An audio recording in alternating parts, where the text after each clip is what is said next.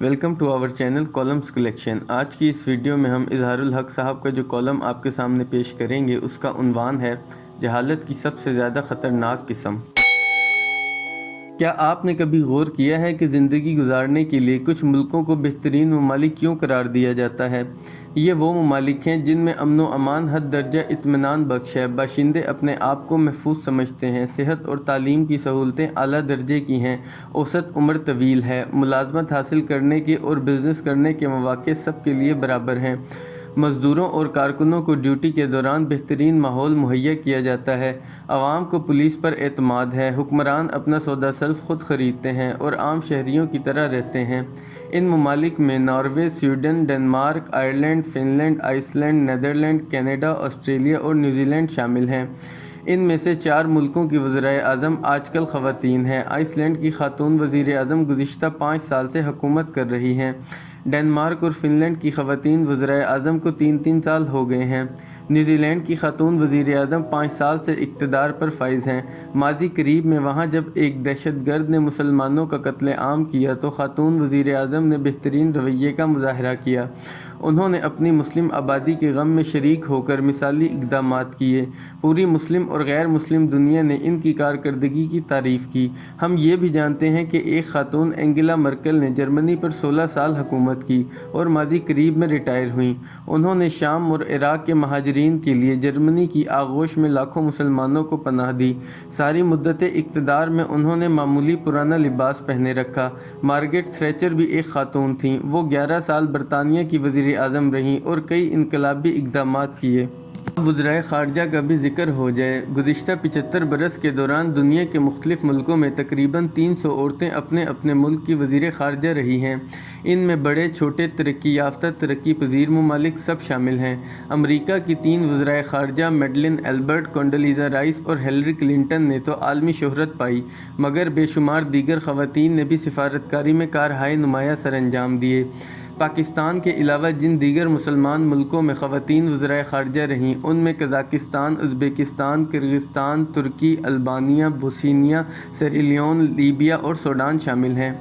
یہ قصہ اس لیے چھیڑنا پڑا کہ 2 دن پہلے ہماری پارلیمنٹ کے ایک فاضل رکن نے امور خارجہ کی وزیر مملکت ہنا ربانی کھر پر اعتراض کیا کہ ایک خاتون وزیر کا افغانستان جا کر مذاکرات کرنا درست نہیں تھا۔ اگرچہ انہوں نے بعد میں معذرت کر دی، مگر بہر طور اس اعتراض سے ایک خاص مائنڈ سیٹ کا پتہ چلتا ہے۔ یہ مائنڈ سیٹ صرف مذہبی طبقات تک محدود نہیں ہے، اس میں جاگیردار، سردار، اعلیٰ تعلیم یافتہ لوگ، مڈل کلاس، ان پڑھ، شہری، دیہاتی سب شامل ہیں۔ کچھ عرصہ پہلے ہم نے اپنے قارئین کو بتایا تھا کہ حال ہی میں ایک تعلیم یافتہ جوڑے کے ہاں جب دوسری بیٹی کی ولادت ہوئی تو ان کے اعلیٰ تعلیم یافتہ دوستوں کی اکثریت نے ان کے ساتھ ہمدردی کا اظہار کیا۔ ہمدردی بلکہ افسوس کرنے والوں میں انجینئر، ڈاکٹر اور سائنسدان شامل تھے۔ یہ اور بات کہ ماں باپ خود دوسری بیٹی کی آمد پر خوش تھے۔ پارلیمنٹ کے معزز رکن اور ان کے ہم خیال حضرات نے عورتوں پر ہونے والے ظلم و ستم اور ناانصافیوں پر کبھی کوئی رد عمل نہیں دکھایا۔ یہ جو حوا کی لاکھوں بیٹیوں کو اس لیے مارا پیٹا جاتا ہے، گھروں سے نکال دیا جاتا ہے اور طلاق دے دی جاتی ہے کہ بیٹی کیوں پیدا کی اور بیٹا کیوں نہیں جنم دیا، تو یہ حضرات اس حوالے سے قانون سازی کیوں نہیں کرتے؟ آخر پارلیمنٹ میں تشریف فرما ہے، کاروکاری، وانی اور سوارا جیسی ظالمانہ، وحشیانہ اور غیر اسلامی جبری رسموں کے خلاف کیوں نہیں آواز اٹھاتے؟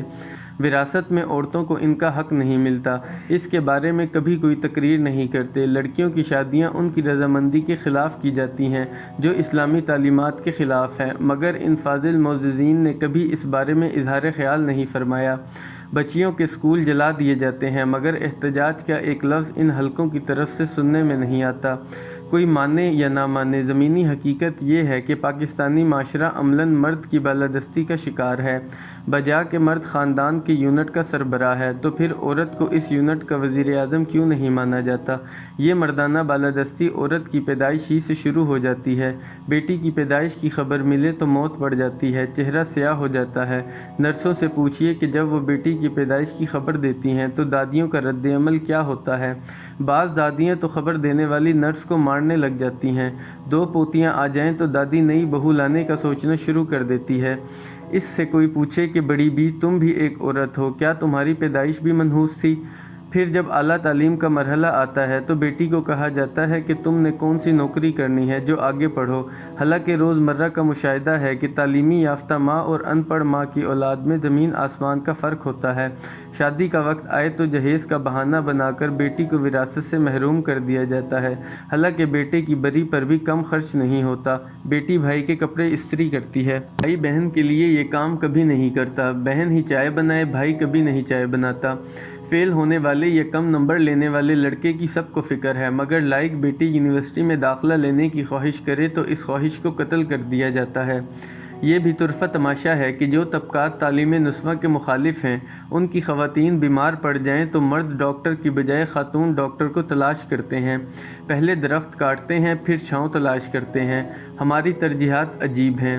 دنیا عناصر کو فتح کرنے کی فکر میں ہے، ستاروں تک پہنچنے کی کوشش کر رہی ہے۔ ہم عورت کو نیچا دکھانے کے لیے ایڑی چوٹی کا زور لگا رہے ہیں، کبھی اس کی تعلیم پر معترض ہیں، کبھی اسے کھیل کے میدان میں دیکھ کر غضبناک ہو رہے ہیں۔ ٹیڑھی پسلی سے لے کر پاؤں کی جوتی تک ہمارے محاورے بیمار ذہنیت کی عکاسی کر رہے ہیں۔ تاریخ میں پڑھایا جاتا ہے کہ عورتیں کبھی تخت پر بیٹھ کر، کبھی پس پردہ رہ کر سلطنتوں کی باگیں کھینچتی رہی ہیں، بڑے بڑے فیصلے کرتی رہی ہیں۔ آج انہیں عضوِ معطل کر دینے پر اصرار ہے۔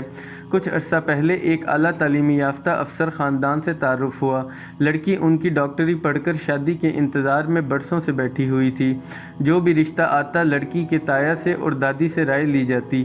تایا یورپ میں رہ رہے تھے اور دادی امریکہ میں۔ ان دونوں کی آراء میں موافقت ہو ہی نہیں رہی تھی۔ اگر رائے نہیں لی جا رہی تھی تو بیچاری لڑکی کی۔ المیہ یہ ہے کہ جہالت کی کئی قسمیں ہیں۔ ہمارے ہاں ماشاءاللہ یہ ساری قسمیں موجود ہیں، تاہم سب سے زیادہ خطرناک قسم جہالت کی وہ ہے جو اعلیٰ تعلیم یافتہ لوگوں میں پائی جاتی ہے۔